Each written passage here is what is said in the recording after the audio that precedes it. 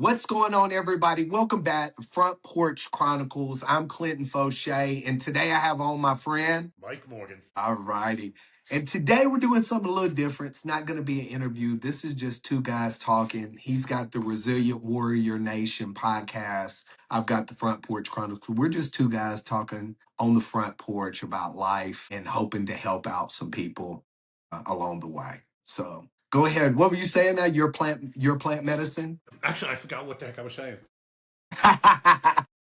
I'm sure we'll get right back. It'll come back to me like 30 seconds. Yeah. So how did you get introduced to the plant medicines? Oh, that was it.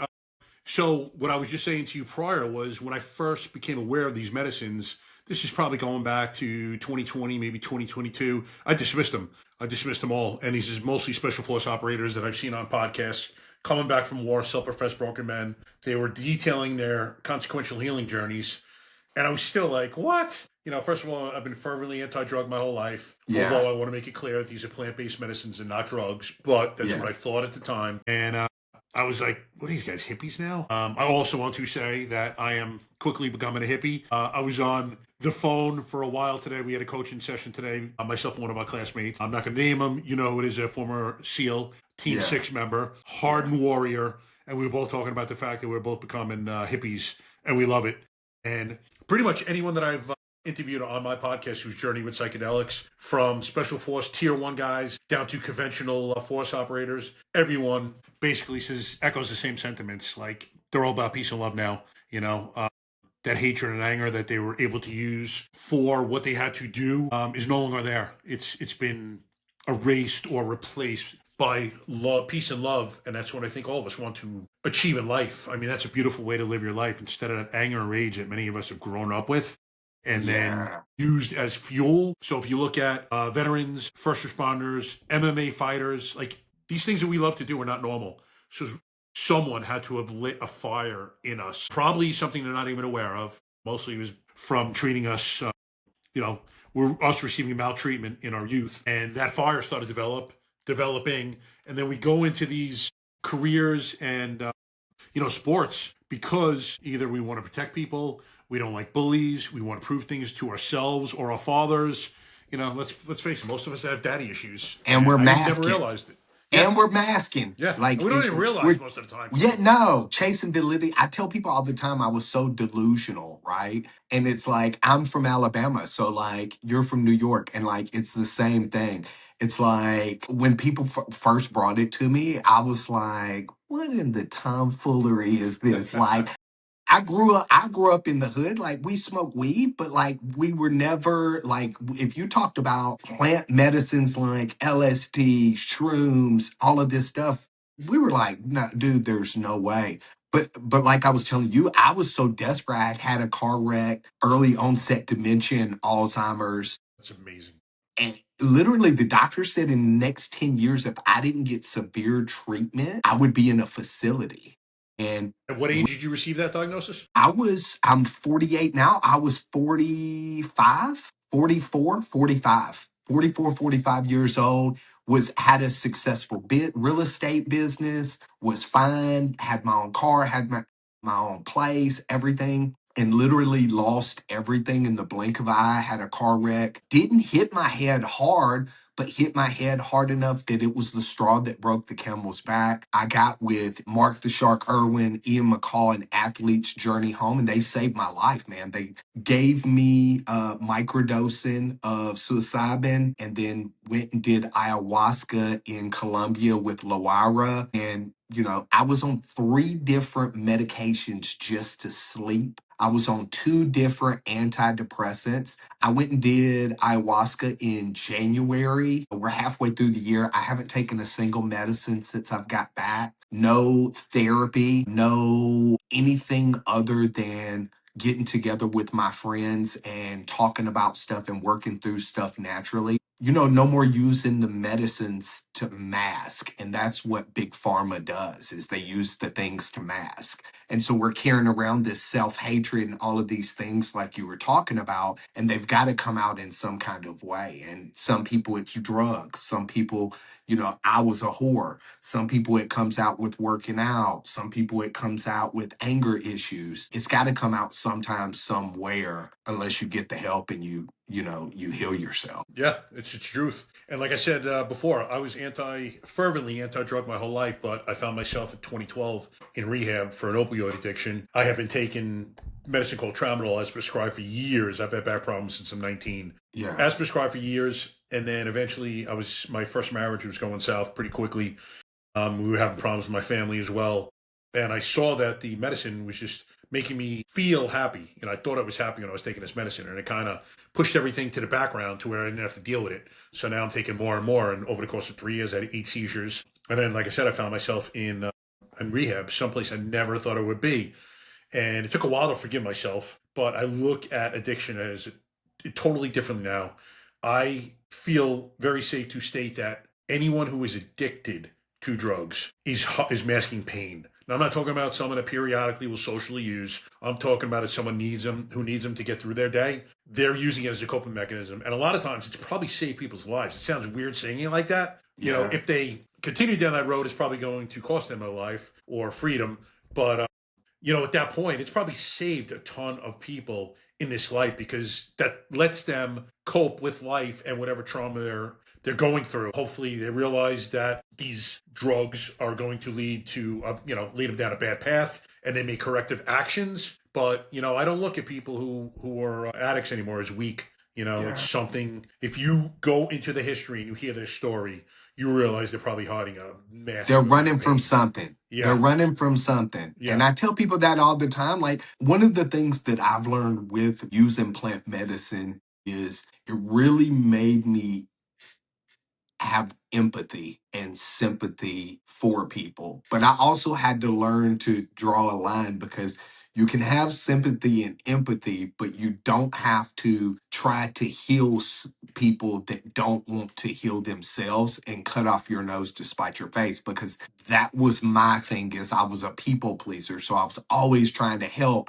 and cutting off, but like, they're running from something. And that's what I see. And I try to have conversations, and it's not just drugs, it's anything. Like, when people are promiscuous, when people are in the gym working out too much, and when they're doing all these things, anytime somebody is overly something, they're running from something. But, everybody has their walk, and some make the change, some do not. And at the end of the day, it's like you said, we're all looking for grace and mercy and love, and I give that, but not to a fault. Yeah, you have to have boundaries. That's one thing that you learn as as you're going through this healing journey. A lot of times we see that we're people pleasers, and we want people to like us. Maybe we grew up and dad was super tough, so now we realize the nicer you are to people, the more you're going to get attention from them. And I'm not saying it's a right thing, but these behaviors manifest as a result of pain that you usually suffered. And again, these medicines are exactly that, or what you said. Like, I see it a lot in first responder arena. Overtime, guys and girls always working because they don't want to, take time and sit with themselves. And, a lot of times they don't want to be there with their family because life at home isn't going well either. So, there are a lot of dynamics at work here. It's not, what I used to look at people who were using was, this person's so weak, what a waste. But now when you get to know them on a story, you realize there's a lot more behind the curtain. And those medicines, like you say, they bring so much love and empathy.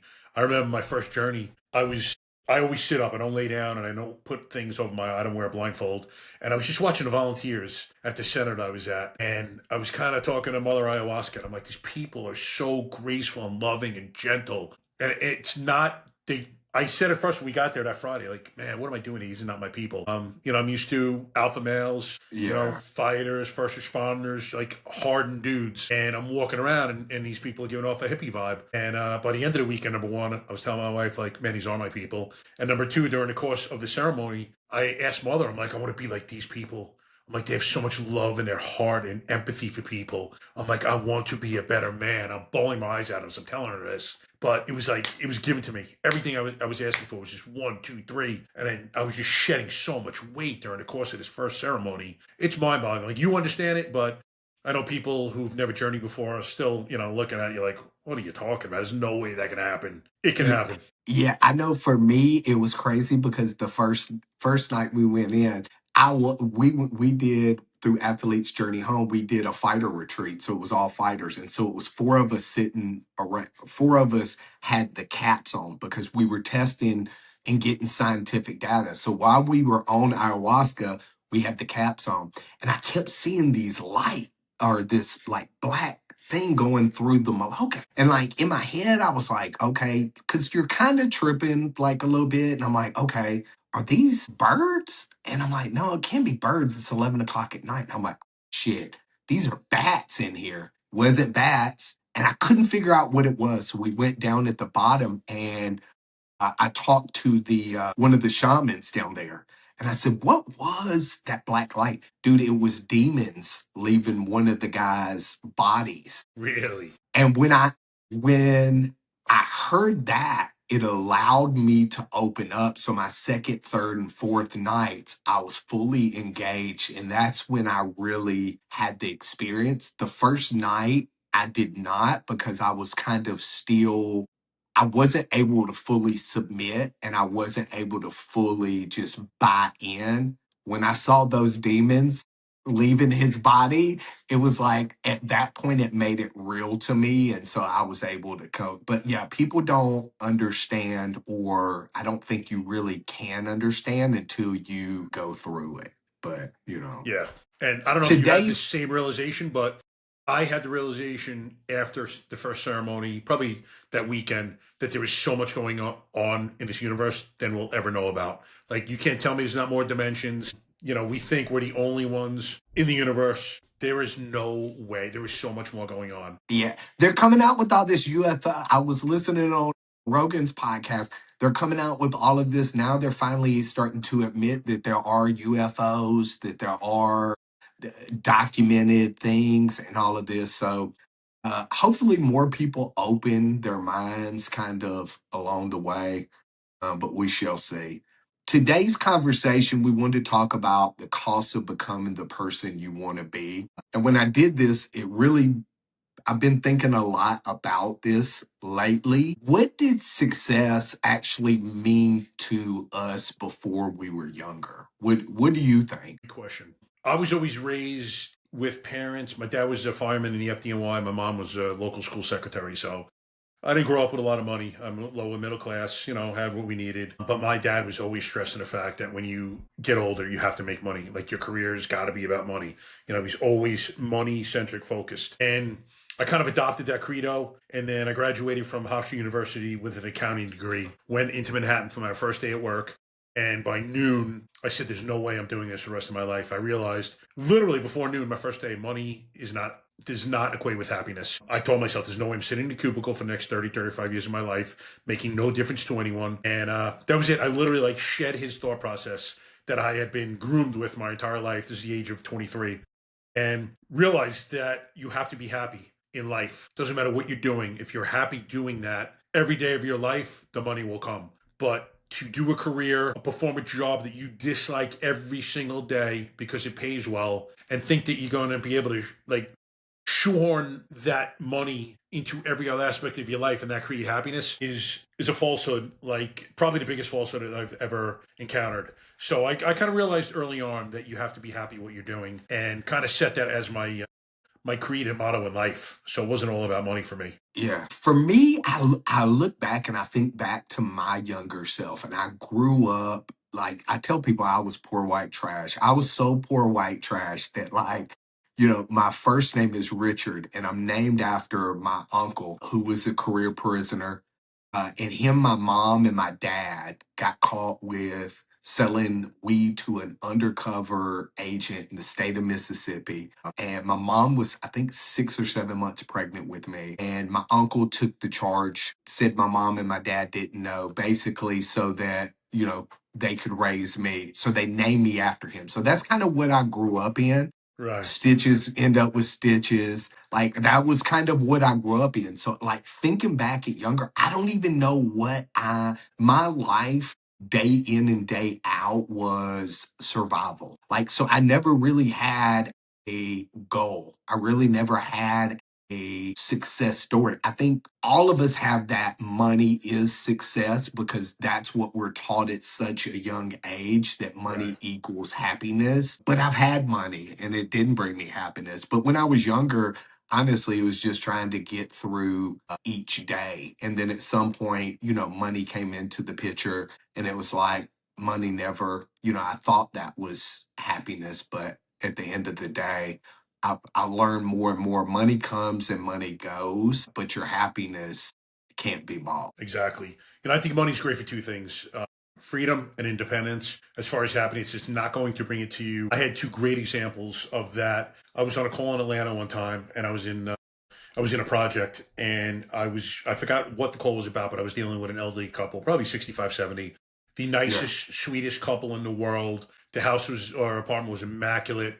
They had family pictures everywhere. They must have asked me if I wanted to eat something 10 times. You could see they were in love. They were touchy-feely. I mean, it was just a beautiful couple. And I walked out of there realizing, like, they don't have anything probably from a monetary standpoint, but they are the happiest people in the world. And then contrast that with, I was in Atlanta a little over 10 years, and about 5 years in, I ended up getting beautiful, they used to call me Cato Caitlin, my buddies. I lived rent-free on an estate in Buckhead, which is the rich part of Atlanta. Rich older couple used to travel all the time. They got burglarized the year before and wanted a police officer on the property. So they had a party one day, and I had met one of their friends. And the following week, I was discussing the party with my landlord. And I was like, Mr. Lipson, this Bob, for instance, he brought him up. I'm like, I didn't really, I wasn't impressed by Bob too much. Just not a nice guy. And he's like, shakes his head. He's like, yeah. Unfortunately, that's the way he is. He goes, he just bought I forgot it was 47 or a 767 commercial airliner. He was getting retrofitted with bedrooms. Like, this was his plane. It wasn't a Learjet. We're talking commercial airliner. That's how wealthy this guy was. But he said, with all that wealth, he is one of the most unhappy people I've ever met in my life. And right there, I thought about that other couple, and I thought about him. And I'm like, money means nothing if you are miserable. Nothing. Yeah. Speaking of success, do you feel like, and this is something for me, I look back now, do you think you were chasing success or do you think you were chasing approval? I think I was chasing approval, Yeah, 100%. yeah.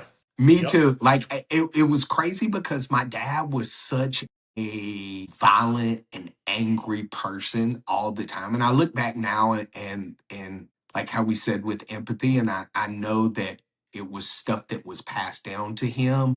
But I think I always thought that if I won a championship, if I did something well, or if I did this or I did that, then maybe that would make my dad happy. And maybe for just 1 second, I would have happiness with him without having to feel like he's going to blow up at any time. Right. Yeah, makes perfect sense. Yeah, but it never happened. And then it became this weird thing that like I would win a championship, but then my dad would be like, well, you should be grateful that I passed down my genetics to you that got you. So then it became this mind fuck of nothing was ever good enough for me because I felt like it wasn't good enough for him. And so it was like this cancer on me, It's amazing. He's putting it on you. And I had a very similar upbringing. My dad was super tough. I got attention from sports. I love sports, so it was easy for me to practice and get good. And luckily I was good, so I got attention. But he was a lunatic with what you should have done. I remember one game I had 9 assists in a hockey game. The whole ride home, it was actually him yelling at me for not scoring. And I remember I'm like, F this guy, man. I'm not listening to anything he says anymore. And I realize now I had very deep introspective thoughts about and conclusions and just behaviors that I've exhibited over the years and decisions I've made after I began. One of which was I became very violent in my policing career. And it wasn't like I was beating up innocent people or anything like that. But Atlanta was a very violent place, and I chased the violence. I loved chasing dope, car chases. So I was always getting into it. And I realize now that although he never would have found out about most of the stuff, I was trying to get his approval by trying to prove myself on the street. Like I remember a car chase, 2 guys bailed out. I ended up fighting both of them, did pretty well. So in my head, I'm like, all right, let's see what I could do with 3. And I remember like hopping out on 5 dope boys on the corner, kind of proactively trying to start a fight. Meanwhile, I get back in the car after that and I'm like, what are you doing, man? 5 guys? Guaranteed one of those is sporting a gun. You're going to get yourself killed. But Yeah. I didn't even see what I was doing. I was chasing approval, even though he never would have even known about any of it. I guess I was trying to prove things to myself too. I think in our mind we feel like that we're trying to constantly prove. And I think at first it starts out with trying to prove for them. And I think somewhere along the line, we start trying to prove to ourselves that we're worthy. And it really, at some point in time, has nothing really more to do with them.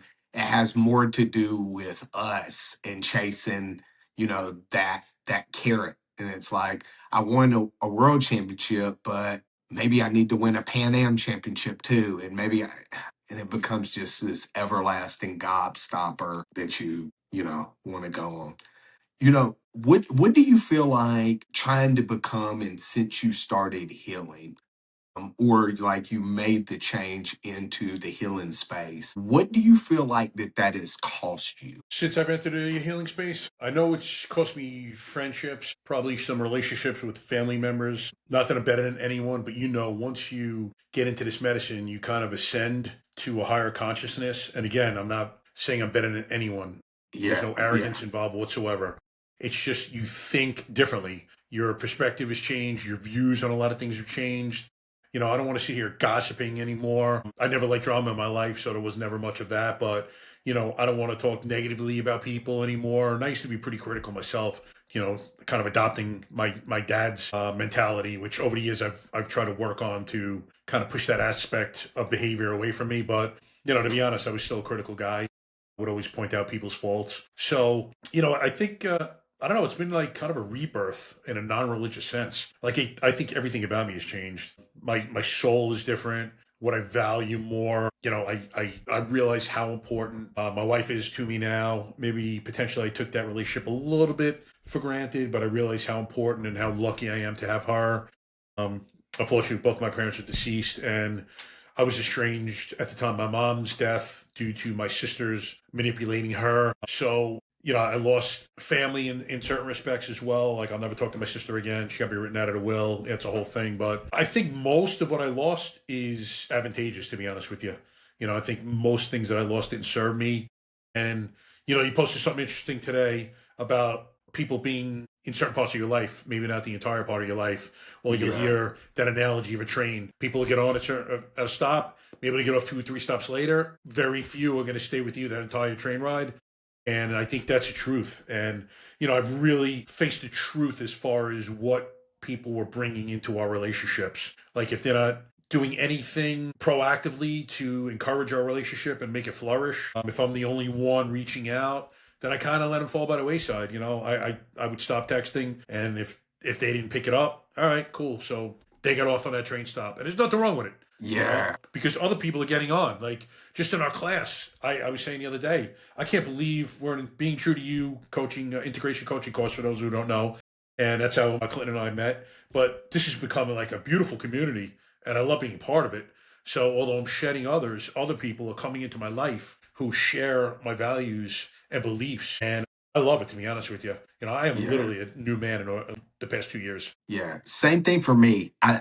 The hardest thing for me was letting go of the friendships and all of those things prior to. But after I did ayahuasca, it allowed me to heal portions and parts of myself so that I saw myself for more of a valued, like I valued myself. I valued my time. I valued all of these things. So I didn't give them so freely and so frivolously. Right. And so coming back, like I was able to hold myself accountable, but I also was able to hold other people accountable. And a lot of people, when I got back, I had some people that were like, oh, you think you're better now, or oh, you think that you're too good. And oh, you think you're this, and oh, you think you're that. And it's like you said, like I posted today talking about the bridge theory. And it's like some people are going to cross the bridge with you, some people are going to stay back because the road is windy or whatever. But I learned to let go of those people, and I learned to let go of bigger than that. I learned to let go of parts of me that were trying to protect me that were actually killing me. And that was the hardest part, to understand that I was killing myself by allowing things that happened to me, situations that happened, to dictate who and what I was, who and what I valued. And once I killed off that version of me, it started making old habits, old friendships, seeing things differently, and really fostering good people. One of the things that I've noticed, and this is something that I say a lot of, broken people find broken people. And so I can't sit here and say that past relationships that were bad relationships were all that person. I have to admit, I was toxic. I was a toxic person. And so, therefore, toxic people gravitated towards me, and I gravitated towards toxic people. I've noticed now, though, that as I heal, I start, as like you said, as people start getting off of the train, people get onto the train. And I've noticed a funny thing is, I had a friend of mine, Power Slap. I don't want to name drop him, but he just came on the podcast. And he actually knew one of the young ladies that went on the ayahuasca, the fighter retreat with us. I had no idea they knew each other. They had known each other like 10, 15 years before. And she's like, "Oh my God, I can't believe you know him."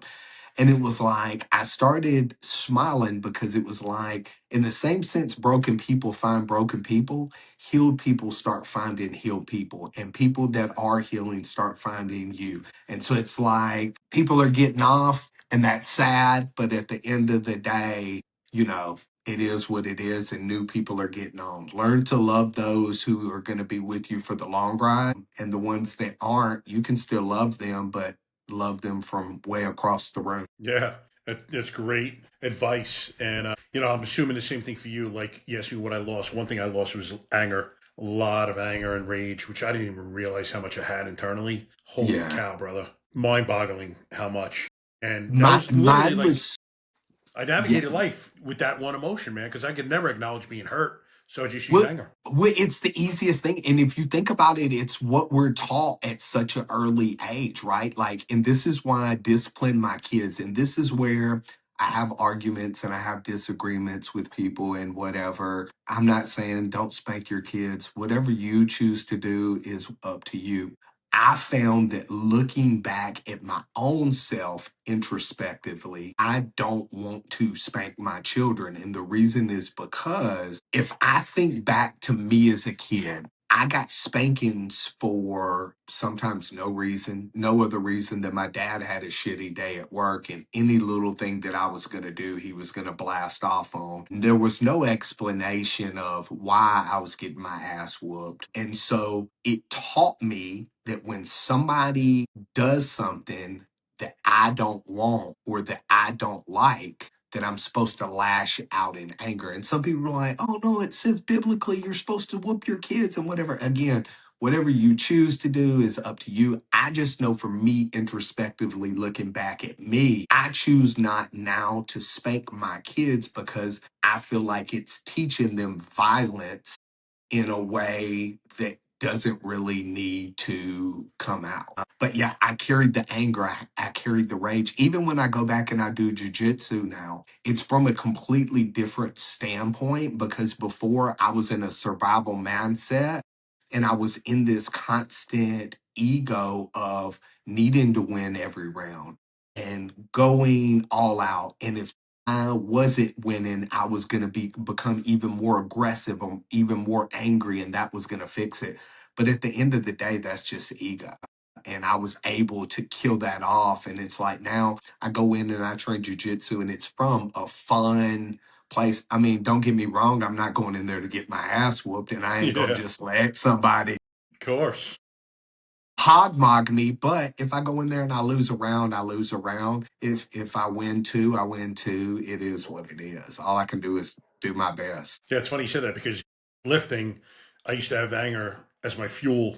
I'd just be kind of meditating about usually fighting and, at work or shooting. And this would be my motivation to stop, training hard. And now I'm still able to train hard, but I don't need that anger anymore. Even in music, I used to have like just thumping hard music. Now The other day, I listened to this ayahuasca song for probably 35 times. All I did was hit rewind, and it was going. And I hit it to my buddy, former Green Beret, and I'm like, "Oh, bro, this song's beautiful." And I go, "I just did a leg workout." You couldn't. You can't tell me. If you would have told me this 2 years ago, I would have laughed in your face. He sends me something back. He's like, "Check this one out. This is beautiful too." And he's like, "Can you imagine 2 years ago, like us sending shit like this back and forth with each other?" I'm like, "No, there is no way it would have happened."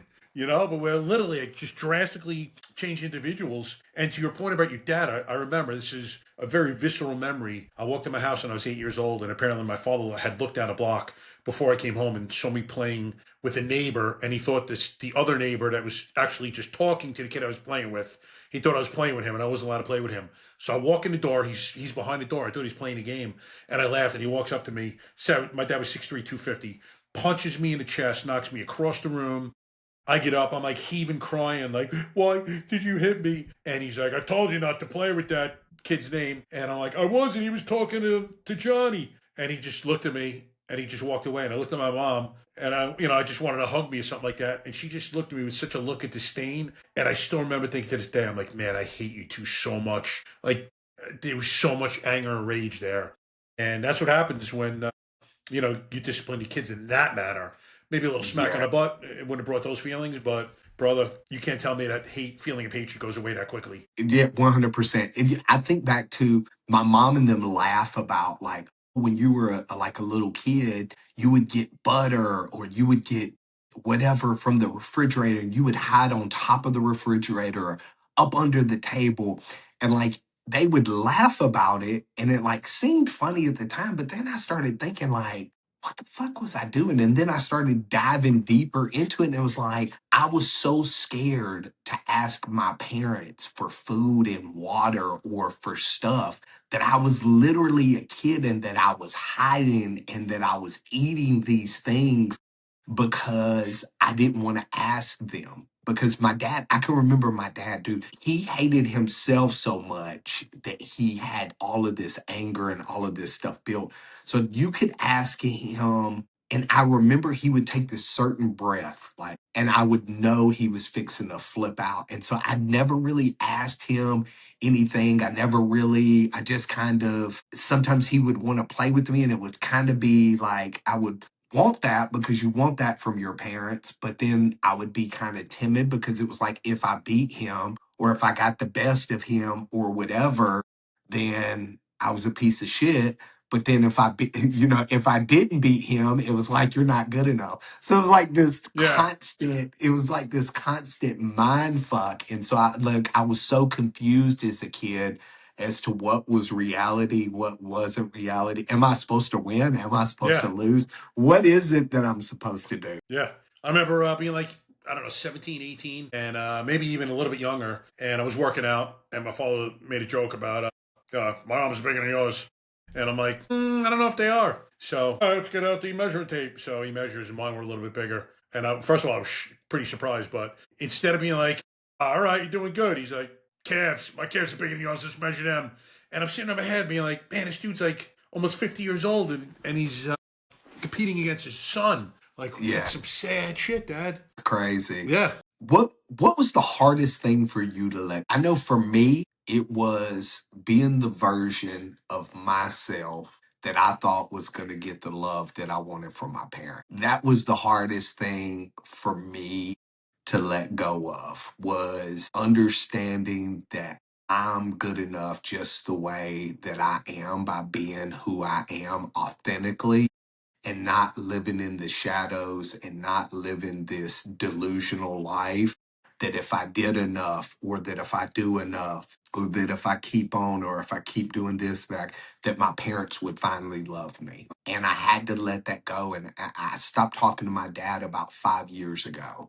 And I reached out to my dad. It was around the time I had just started healing. I had just come to the realization through EMDR I had been sexually assaulted by a family member as a child. And I remember I called my dad and I said, "Hey, I love you and I want a relationship, but we're gonna have to talk about some things that probably are gonna be uncomfortable for you." And he said, "I wouldn't change a thing. You wouldn't be the man that you were if it wouldn't have been for what I did."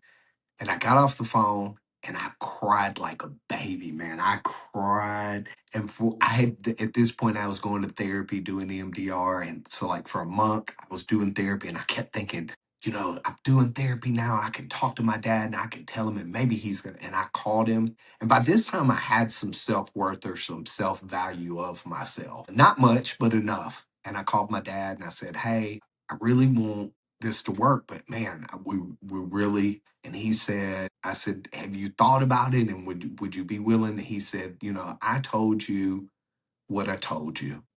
You should be grateful for me. And he said, you need to quit telling people that you were sexually assaulted because it makes you look weak. And man, I remember it hurt. It was like somebody took a knife and stabbed me in the chest, but it was also like it was the straw that broke the camel's back. And I told my dad, I'll never forget. I said, and I didn't mean this out of mean spite, hatred. I said, when you die, your legacy will die with you. I said, I'll never speak your name again. My children will never know who you are. And when you die, sadly, because you're choosing this path, you will never be spoken of again. I love you, but I release it. And I got off the phone and I hung up. He called me periodically for about a year or two. And then even now, I got a call probably 6 months ago, a year ago, and it was his sister, my aunt, who I love dearly. But she talks to me about my dad, and I'm like, I don't want to talk about it. I've released that part. And she said, your dad tried to commit suicide and he had had a stroke. She said he tried to commit suicide. And I said, well, I'm sorry to hear that. And, I hope he gets better. And I said, did they say what was wrong? And she said, he said that it was because you were doing this podcast and that you were telling people that he wasn't a nice guy and it bothered him so much. And I was like, first of all, he knows nobody that my dad is from the backwoods of Alabama.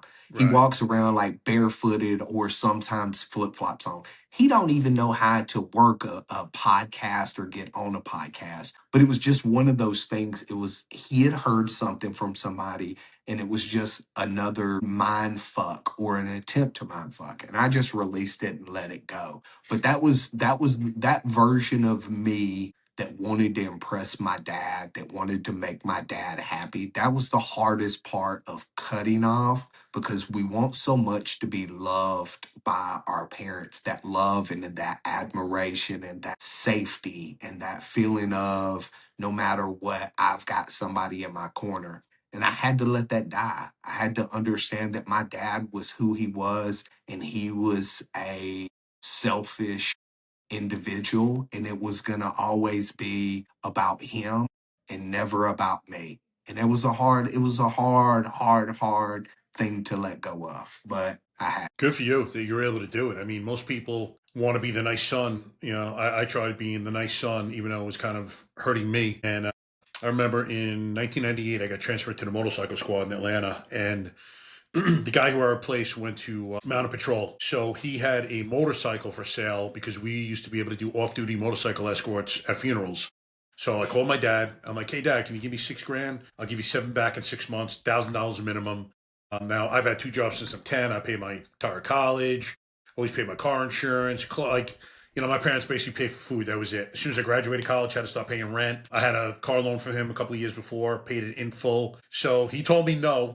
He told me to get back to me. A couple of days later, he called up. He's like, I wouldn't feel comfortable giving you the money. Last time I gave you the car loan, you paid it late. And I said, well, we discussed that. I left New York, moved to Atlanta, had a 6-week lag in between paychecks. So I said, can I skip this month? I'll begin payments again the following month and I'll pay it off in its entirety, which I did. It was 1 month late. So although he had hundreds of thousands of dollars in the bank, he told his son he would not lend him $6,000 because he didn't feel safe lending him the money. Now, if I was a father, I'd be like, okay, first of all, my son's going to pay it back. But even if he didn't pay me a dime, all right, I'll eat 6 G's. Big deal. And then my head, I'll be like, my son will never get money again. But I said, okay, I will never ask you for anything the rest of my life. Have no fear. Click. Now, I wish that I was able to speak to him without that anger. I would have just told him, like, can you imagine how hurtful that is to say that to your son? And, I would have basically said the same thing. Like, even if I didn't pay you a dime back, you would have lost 6 G's. You have plenty of money to cover it. but you are not willing to give your own son 6 grand. And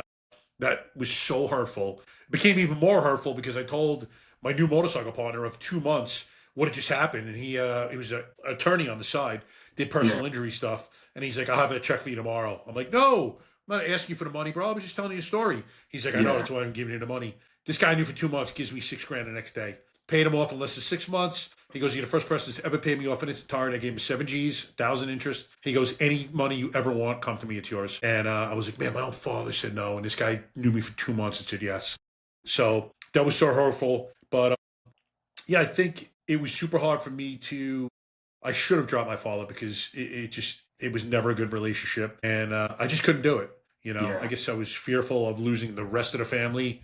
Um, I wish I was kind of able to pull the trigger. Maybe that would have led to us reconciling down the line, but it unfortunately didn't happen. I've since forgiven him through psychedelics and his higher consciousness. Periodically, I'll think of things, and in my mind, he should have tried harder. He should have known.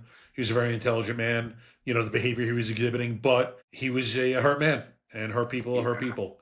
I'm sure his father did the same to him. I'm sure his father did the same to him. But now that I'm aware, I have two stepsons, no biological kids. Yeah. I've essentially broken the cycle. No one to pass it on to, so to speak, other than my stepsons. But I'm just glad that I've gone through what I've gone through and found myself here. And it's funny when your father said that to you. If it wasn't for him, I think my retort would have been, "Well, is it possible that I could have been a better man if you treated me better and with more love?" I had people ask me, did I ever try? And I tried, but like it wouldn't have registered to him if I would have told him or I would have spoke to him any other way. I hate to use the N word, not that N word, the narcissist word, but like I hate to say that, but my dad was very narcissistic. Mine too. And it would have never registered to him by me coming to him and trying to be emotional or trying to share emotions with him. It would have always been an excuse. It would have always been a reason. It would have always been whatever. And so I think back, he's still living.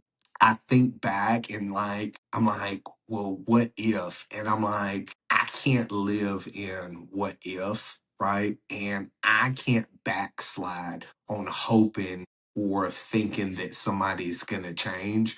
When to be honest, I mean, God is powerful and he is, but I think God holds open doors sometimes for people to walk through. I just don't think my dad will ever walk through that door. And so I had to cut off the time as hard as it was. And, my kids ask sometimes about, grandparents and stuff like that. And I just kind of, hey, I try to divert from the conversation because they're too young to know. My Right. oldest daughter's 22. She knows my dad. And so she's been around my dad. And so she's seen him flip out and she's seen the ugly side of him. So, it was hard, but it was something that had to be done.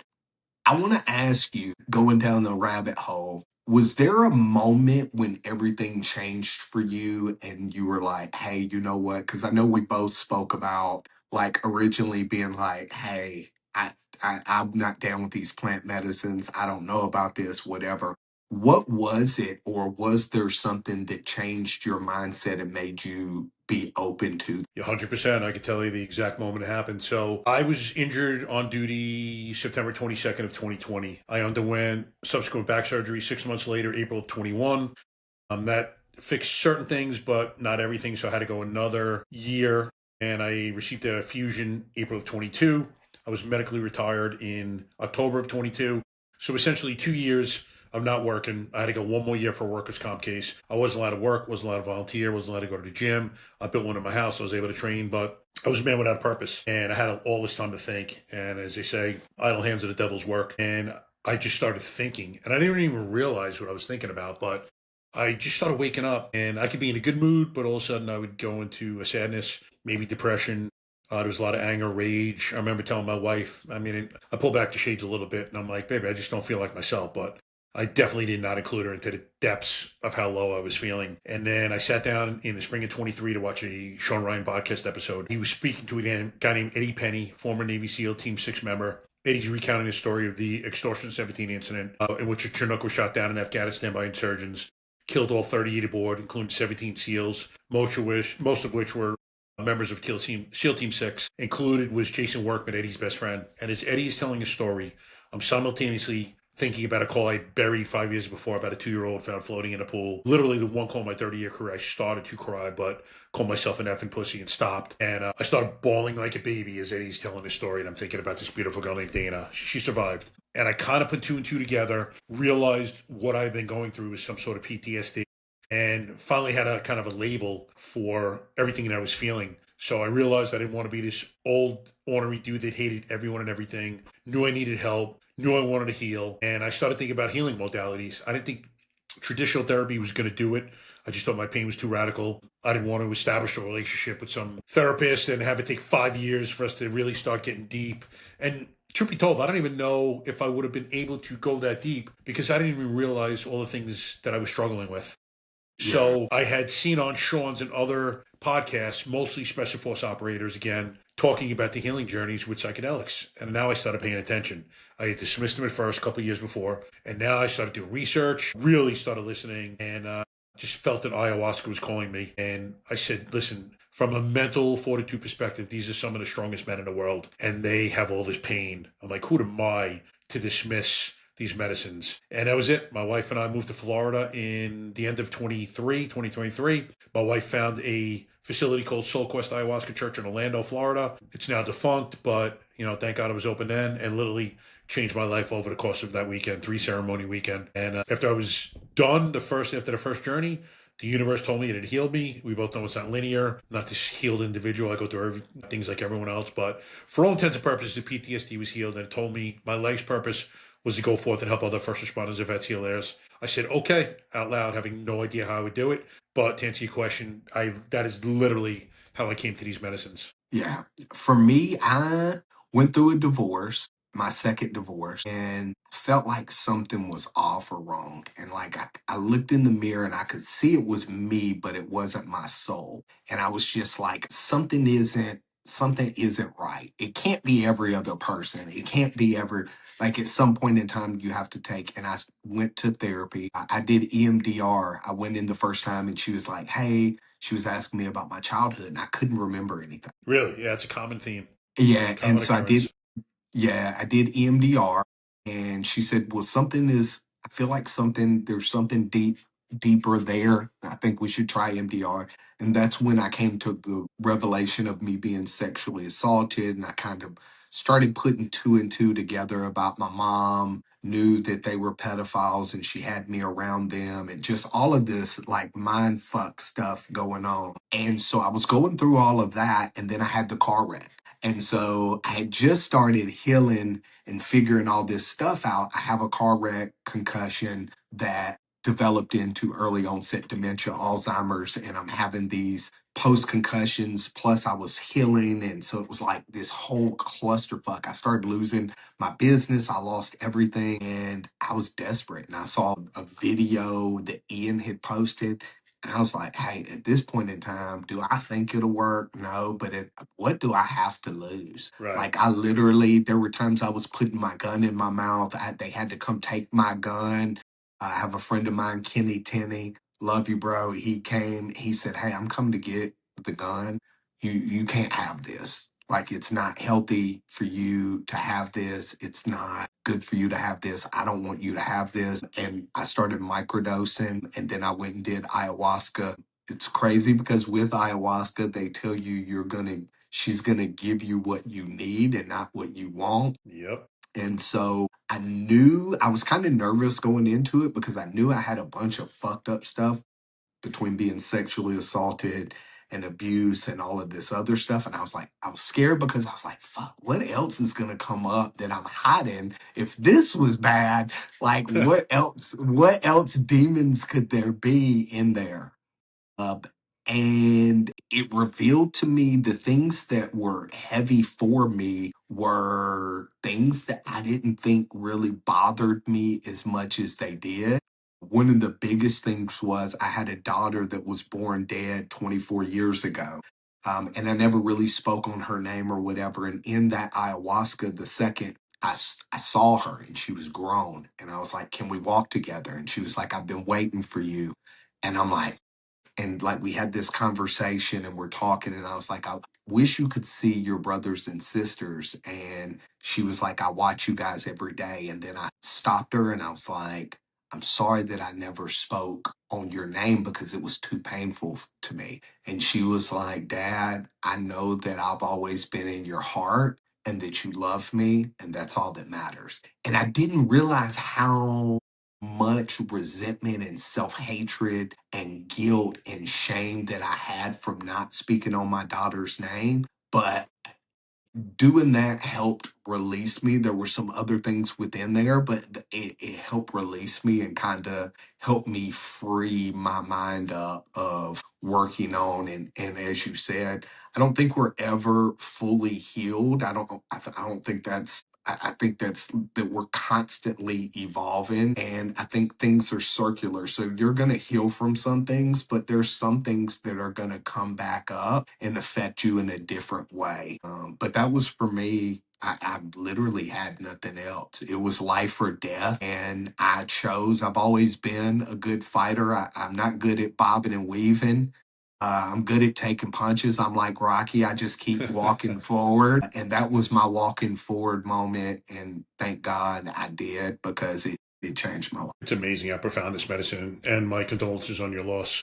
It's very powerful stuff when you don't even realize they even carrying things like that. Like 24 years, you said? It's Yeah. amazing. It's so painful that it's so buried in your subconscious that, it would hurt you so much that it's never brought up. So now you're journeying with these medicines and you realize you're carrying something so painful for so long. But, thank God you're able to release it. And again, like what you experience, is that another dimension that's going on right now? Like it just makes me question life. Potentially that baby is elsewhere. 100%. I could remember, and like people ask me about ayahuasca, and they're like, they have these things like with mushrooms or whatever. Like you watch these movies and you're like high, and you're like, and it wasn't like that. For me, it was like a dream, and it was like a very vivid, very just lucid dream. And I woke up and it had been 6 hours and my pillow was soaking wet.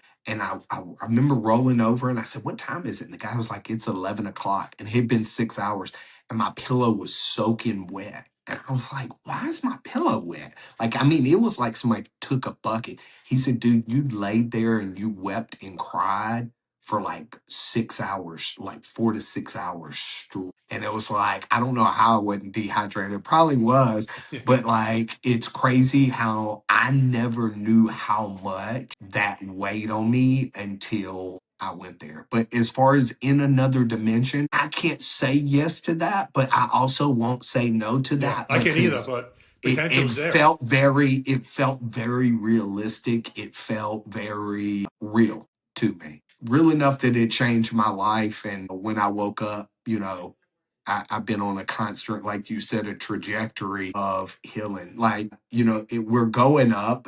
There's times where it kind of plateaus or it kind of sits or kind of a slight decline. But like, for some reason, I just refuse to give up on myself or allow myself to slide back. Part of that, I would love to say it was because I love myself enough, but I don't. That's something I still struggle with, but I do it each day for my kids. It's like how you said, breaking that generational toxicity for me is my life's work. And if I die and my kids know that they were loved, that they felt like they were wanted, that they were needed, that they were honored, for me, I would die a good death and I would be okay. What more is it? And I don't think you realize this, but last week in class, you were speaking about hearing your dad's voice and him calling you a failure and this and that. And I was going through it big time last week. So as you're talking, I didn't even realize to shut my camera off. dude, I'm sitting here bawling on camera, and a couple of our classmates reached out. They saw me. Yeah. And, thank you for reaching out if you guys are watching. I've sent private messages, but it was so powerful what you were saying. It was such a connection. It was like you're talking and my words are coming out of your mouth. Like it was mind boggling. And it was just so emotional for me. And, I think it's the beauty of what I've been able to take out of these medicines is the ability to become vulnerable. Like if this would have happened 2 years ago, first of all, I don't think I would have cried. Secondly, that's sure as shit. First thing I would have thought about is shutting that camera off so no one would have seen. But I was so kind of in the moment of what you were talking about and listening, and then kind of have visions of my own life that I didn't even think about it. And then started getting these messages. And at first I was like, man, I can't believe I didn't shut this camera. They see me crying. And then I'm like, who cares? Yeah. Who cares? You know what I mean? Like it was just a great release. And, it goes to, I always tell people, tell your story because your story is going to resonate with someone else. And your Yeah. story so resonated with me. It was mind boggling. That's one of the biggest things that I've noticed from doing plant medicines and while people heal. The crazy thing is we all feel like that our stories are the worst stories and that we're not normal, that we're crazy or that we Yep. whatever. But then when you hear other people share their stories, the thing that I've noticed is all of our wants, needs, and our pains basically are fundamentally the same. They come from childhood wounds, they come from things that happened to us as a child that we carried that we weren't supposed to carry. But all of us deep down have the same traumas, which is crazy to think, Well, you know what? We're human first. It doesn't matter. I was talking to DJ Shipping about 2 years ago. I went through training with his company, and we got Yeah. into the end of the day. We were alone for a while, and it was a great conversation. And I said, DJ, we are human beings first. It doesn't matter what uniform you put on. You're a tier one warrior. I'm a cop. Doesn't matter. We're like you said. Some of the stories are vastly different, but the emotions that arise from that are so similar. Yeah. Trauma's trauma. That's why we Yeah. can never compare. Like I've had many people tell me, yeah, but this is all that happened to me. This is only my trauma. I'm like, no, no, don't think because I did 30 years as a cop that my trauma is worse than your trauma. Yeah. It doesn't work like that. Your trauma is your trauma.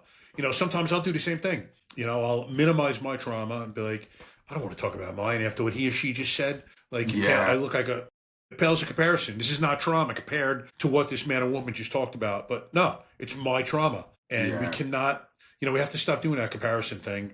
And like you just said, how many times do we think we're alone? People say, someone said the other day, I'm a freak and I went through this. I'm like, you're not a freak. You're just a human being.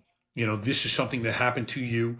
It wasn't your fault. As far as sexual abuse, especially I talk about men suffering sexual abuse, because I think the estimates are about 20% of men have suffered sexual abuse. I say at least double that. That's been my experience. I told my wife, Yeah. thank God, therefore the grace of God go I, that I wasn't abused, because when I was that young, helpless child, it could have happened to me just as easily as anyone else. And I love that, guys like you get up and talk about what you suffered, because someone else is going to hear that and be like, you know what? Clinton's a bad dude, man. And he's talking about it. I need to talk to someone about this myself. 1000% agree with you on the double that number.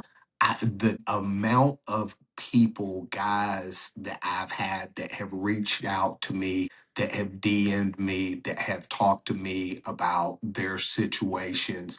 And that's why I wanted to do this podcast, is so that I shared my story, had other people on sharing their stories, so that people know that they're not alone, that we all go through some shit and you're not alone. And I've had so many guys reach out to me. And for guys, and I don't want to minimize women's stuff, but with men, because we're not taught, most of us were so hardened without emotional security, emotional help, emotional knowledge, or intelligence.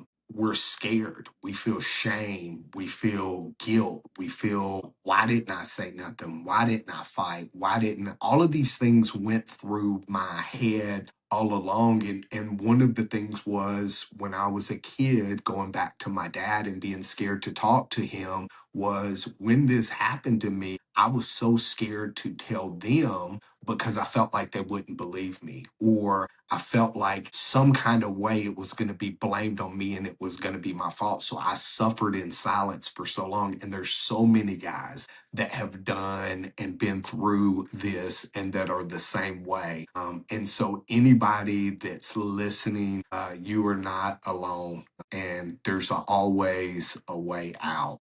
Yeah. And you did Man, nothing wrong. nothing. I think the biggest takeaway for me is from this conversation is becoming the person you're meant to be isn't always about becoming someone else. I think we get in our mind this creating a new me, new year, new me, all of these things. And it's not about creating somebody new. It's about going back and healing that person before the world hurt them and before the world harmed them and before the world jaded them. That would be my takeaway from this conversation, is just that, is doesn't matter how tough you are, all of those things. If you can't have love, grace, and mercy, you're never ultimately going to be happy.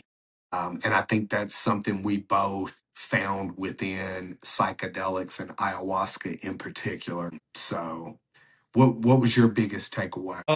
Pretty much what you just said there. I mean, the ability to become vulnerable is huge. Asking for help, being a sign of strength, not weakness. I just shed so many of the theories that I espoused to and were taught as a child. Most of us are taught that we don't cry, it's weakness as boys. We don't reach out for help. There's so many things now, myths that I'm trying to dispel. But, essentially, we're just human beings. We're trying to get along. We're trying to be loved. We're trying to be good people. And sometimes people do and say things to us that kind of throw blockades into that and set us off on detours. And like you said, it's not about becoming a new person. It's about trying to find your true self, your authentic self, get you back to that. And sometimes it's not easy. Clint and I are not sitting here saying this is an easy journey. And, one thing I've been starting to talk about more is that the fact that I think a lot of people hear about these medicines and they think it's this miracle that they ingest these medicines, they go through these journeys and they're healed. It does not work like that. The medicine does not heal you. It essentially cracks you open. It brings you awareness. It allows you to see different perspectives. It allows you to bring stuff like your abuse that was buried in your subconscious to your conscious, allowing you to deal and heal with that, from that. But it's up to you. You have to change people, places, things. If you go back to all your old habits, that's exactly what you're going to go back to in terms of, your being, your soul. You have to integrate things that are going to affect you positively.